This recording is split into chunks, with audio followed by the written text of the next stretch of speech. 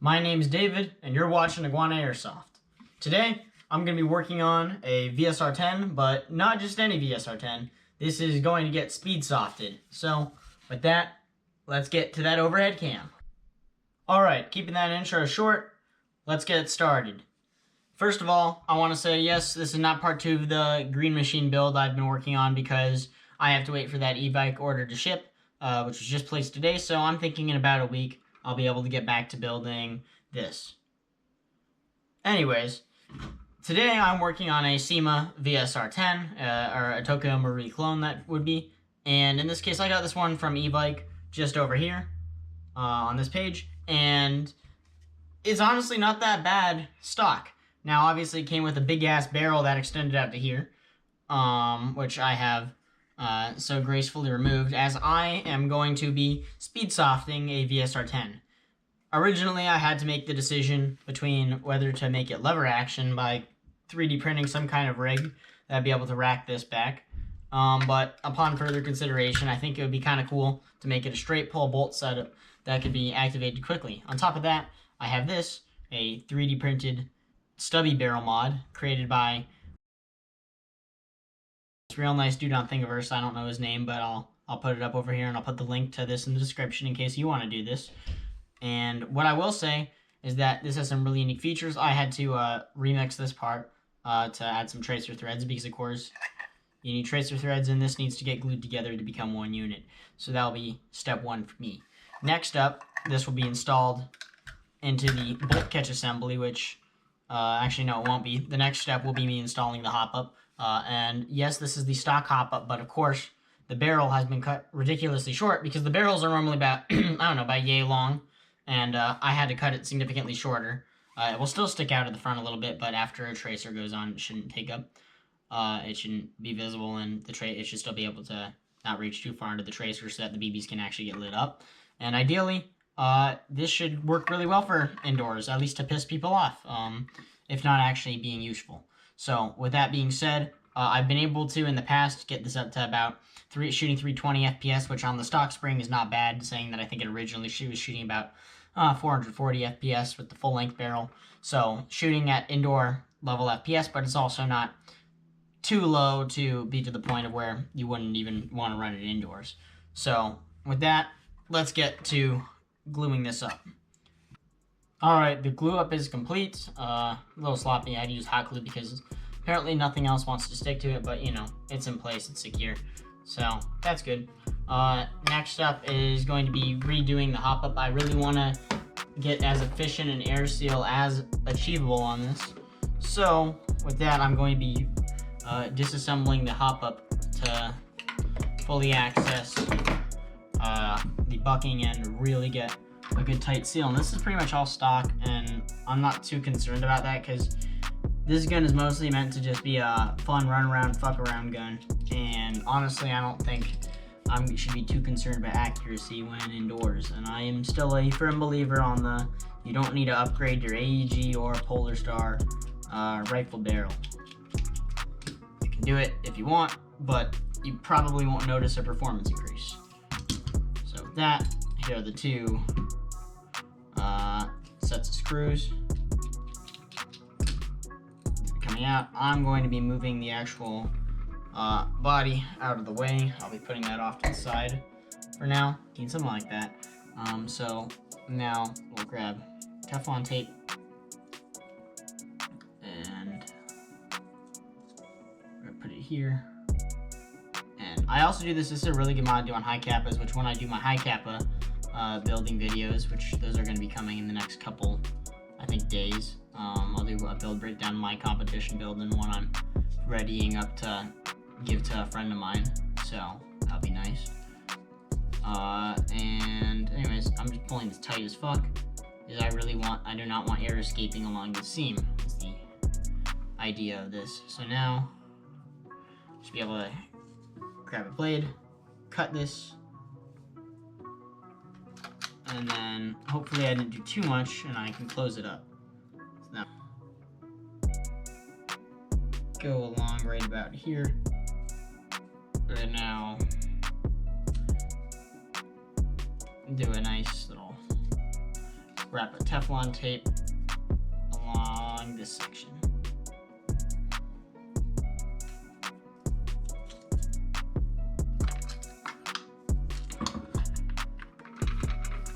Ah, damn it.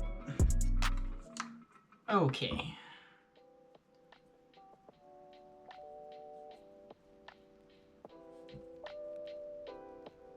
Oh, now we should be able to seal these up.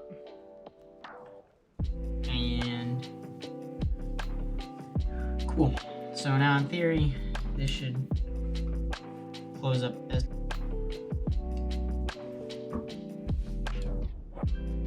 now we can close this up. Of course. I think that's the one thing I don't like about this design is that the two split hop up, but then you have to put half the parts on one side and half the parts on the other side, and then somehow still get them to close up is irritating, to say the least. But I think in theory, I just line this up as straight as possible. I think it should just go in like that. Oh yeah, because I forgot you have the window to make sure it does. Just like on a high kappa, you have the window, the bucking window, I think is what they're called. But you can see a little bit of the bucking over here through. And other than that, it's gonna now need to close up as tightly as possible. So let's do that. And the goal should be to do it very evenly. So, all right, because I'm not able to apparently use this hop up with the barrel because of the way it's designed.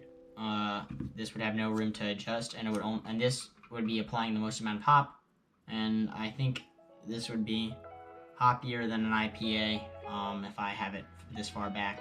So instead, what I'll be doing is I'm gonna take these apart, and I'm gonna actually modify the hop up lever itself. So instead of touching these, I'll keep these as is. This can come off, and now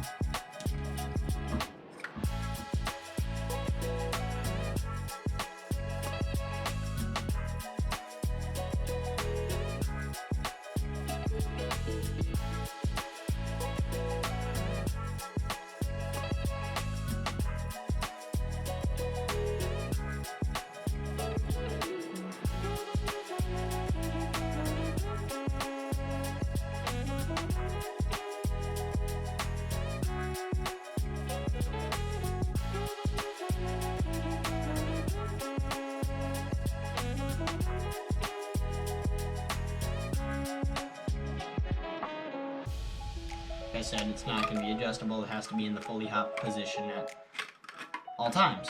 So, that out of the way, let's drop this down. Oh, okay. This fits perfectly. And now, the next thing on the list. Okay, so now returning to this. Now that we've got this on place, it's time to insert the bolt again. Oh yeah, that's right, we can't because we have to pull this out of the way. So just hook a nail or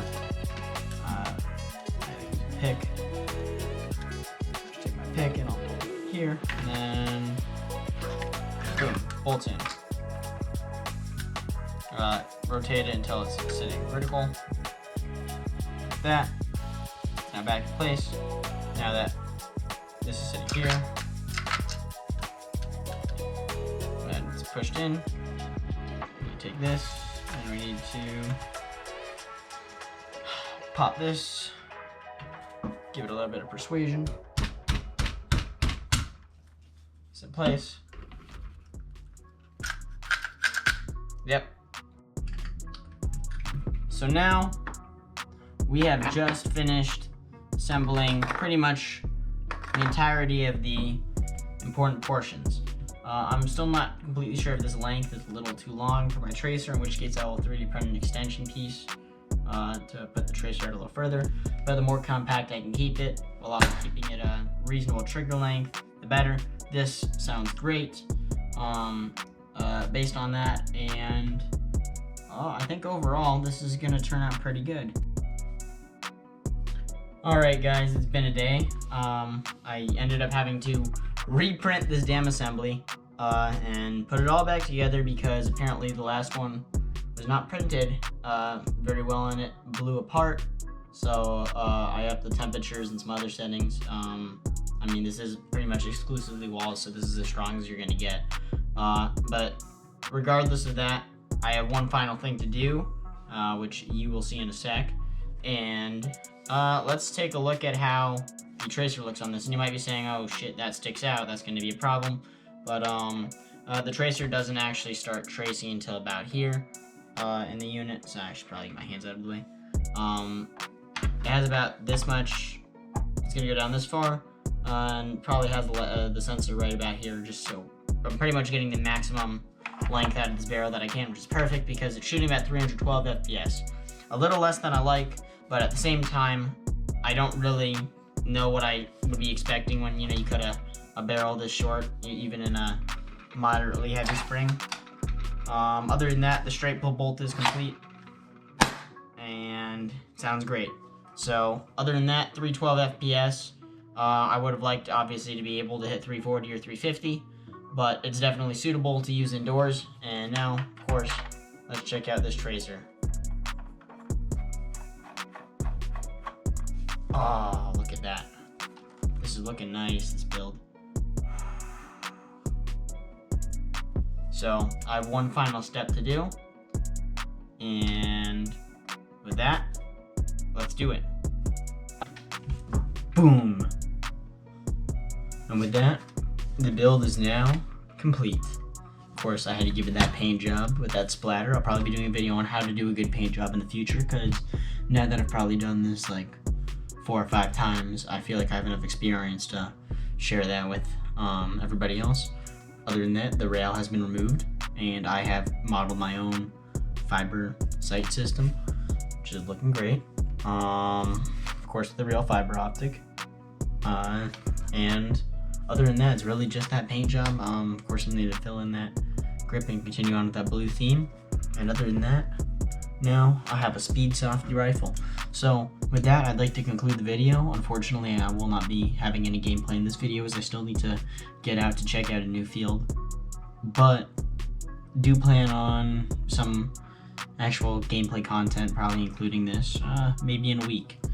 I'm not completely sure when I'm going to be heading down, but now that I got some free time on my hands, that's definitely going to be coming up. So with that, I'd like to thank you for watching this entire video.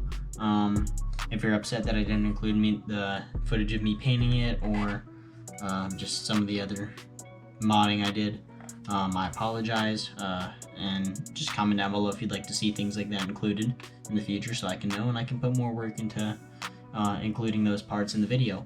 But other than that, I'd like to thank you guys for watching. Maybe consider giving this video a thumbs up if you did like it. Also consider subscribing to the channel if you like Airsoft tech and content, where you're going to see crazy shit created out of things that probably should not be speed-softed. Like I said, I'm specifically speed-soft oriented tech, so I really do appreciate when you guys subscribe. I don't have many right now, and I'd love to grow this channel so I could eventually end up investing more into Airsoft itself and putting out even crazier builds than this is. So with that, I hope you all have a great rest of your day or night, and peace.